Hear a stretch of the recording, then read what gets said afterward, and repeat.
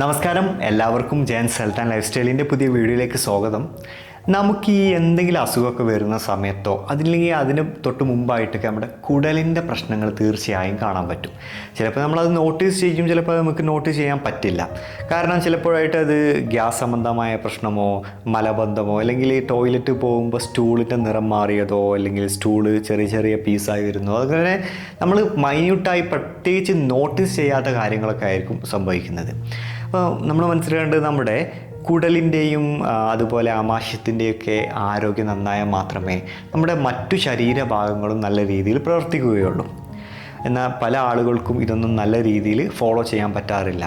കാരണം എന്താണെന്ന് വെച്ച് കഴിഞ്ഞാൽ ജീവിത സാഹചര്യങ്ങളാണ്. നമ്മുടെ മോഡേൺ ലൈഫ് സ്റ്റൈലിൽ നമുക്ക് പൊതുവെ നമ്മുടെ ആഹാര രീതി ശ്രദ്ധിക്കാൻ പറ്റാറില്ല.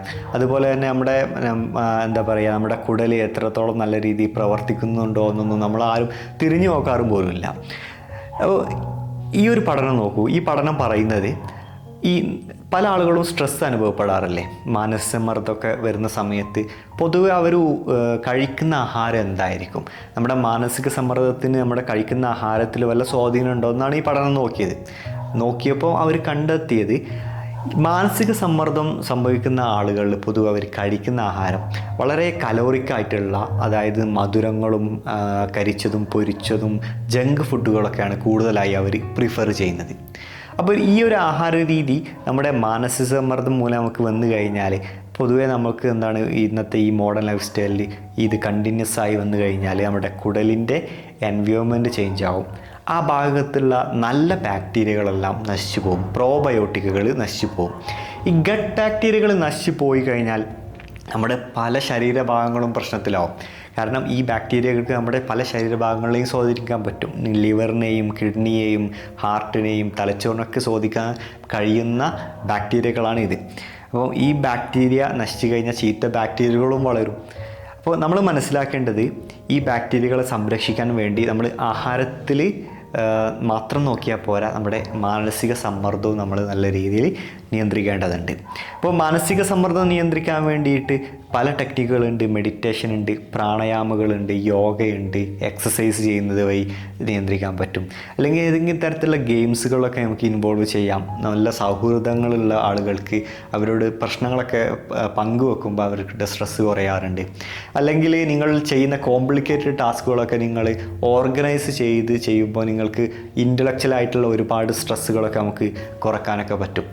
പിന്നെ പല രീതിയിൽ നമ്മുടെ സ്ട്രെസ്സിനെ നമുക്ക് നിയന്ത്രിക്കാൻ പറ്റും. അതിനുപരിയായിട്ട് ആഹാരത്തിലും ഇമ്പോർട്ടൻ്റ് തന്നെയാണ്. അപ്പോൾ ആഹാരം നമ്മൾ പൊതുവേ പറയാറുള്ളത് നിങ്ങൾ വെജിറ്റബിൾസ് കൂടുതൽ കഴിക്കണം, ഫൈബർ റിച്ചായ ആഹാരം കഴിക്കണം ഒക്കെ പറയുമ്പോൾ പല ആളുകളും അത് ട്രൈ ചെയ്ത് നോക്കും. എന്നിട്ട് ഗ്യാസ് സംബന്ധമായ പ്രശ്നം ഉണ്ടെന്ന് പറയാറുണ്ടല്ലോ.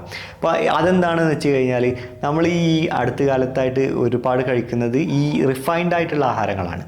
അതായത് വെളുത്ത അരിയും പിന്നെ തവിട് കളഞ്ഞ ഗോതമ്പ്, തവിട് കളഞ്ഞ മറ്റു പല ആഹാരങ്ങളും, പഞ്ചസാര, മൈദ, ഇങ്ങനെയുള്ള ആഹാരങ്ങളൊക്കെ നമ്മൾ കഴിച്ച് ശീലമാക്കി കഴിഞ്ഞാൽ നമ്മുടെ കുടലിനെ അത് ദഹിപ്പിക്കാൻ വളരെ എളുപ്പമാണ്, പെട്ടെന്ന് എനർജി കിട്ടും. അപ്പോൾ അങ്ങനെ ദഹിപ്പിച്ച് കഴിഞ്ഞാൽ കുടലിന് അത് അഡാപ്റ്റായി പോകും.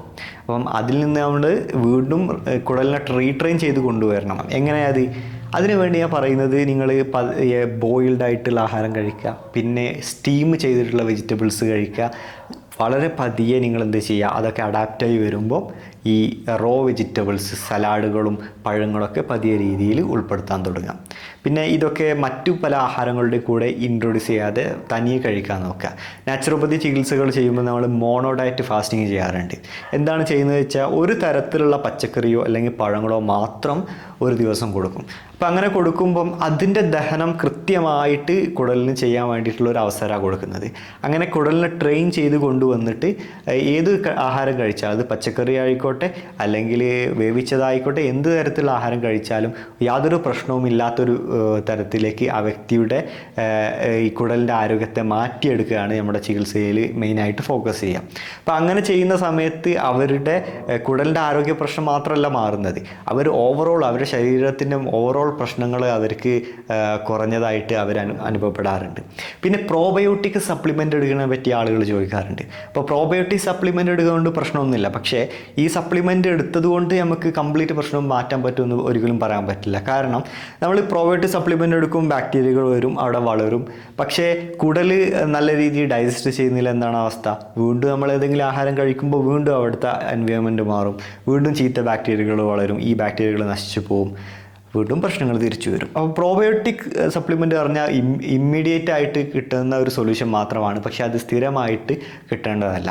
പകരം നമ്മൾ ഇതുപോലെ ഫൈബർ റിച്ച് ആയിട്ടുള്ള ആഹാരങ്ങളൊക്കെ കഴിച്ച് ശീലമാക്കുമ്പോൾ അവിടെ വളരെ സസ്റ്റൈനബിൾ ആയിട്ടുള്ള നല്ല ഒരുപാട് കാലത്തേക്ക് നിലനിൽക്കാൻ പറ്റുന്ന രീതിയിൽ ബാക്ടീരിയകൾ അവിടെ വളരാൻ തുടങ്ങും. കുടലിൻ്റെ പ്രശ്നങ്ങളൊന്നും പിന്നീട് പെട്ടെന്നൊന്നും വരാത്ത രീതിയിൽ വളരെ പെർമനൻ്റ് ആയിട്ട് വളരെ ലോങ് ടേം എഫക്റ്റ് ഉണ്ടാക്കുന്ന രീതിയിൽ നിങ്ങൾക്ക് സൊല്യൂഷൻ കണ്ടെത്താനും പറ്റും. അപ്പോൾ ഈ വീഡിയോ നിങ്ങൾക്ക് ഇൻഫർമേറ്റീവ് ആണെന്ന് തോന്നുന്നുണ്ടെങ്കിൽ തീർച്ചയായും മറ്റുള്ളവർക്ക് ഷെയർ ചെയ്ത് കൊടുക്കണം. അതുപോലെ തന്നെ പ്രോബയോട്ടിക് സപ്ലിമെൻ്റ് എടുത്തിട്ടും എന്തുകൊണ്ടാണ് നിങ്ങളുടെ പ്രശ്നങ്ങളൊന്നും മാറാത്തത് എന്ന് പറഞ്ഞൊരു വീഡിയോ ചെയ്തിട്ടുണ്ടായിരുന്നു.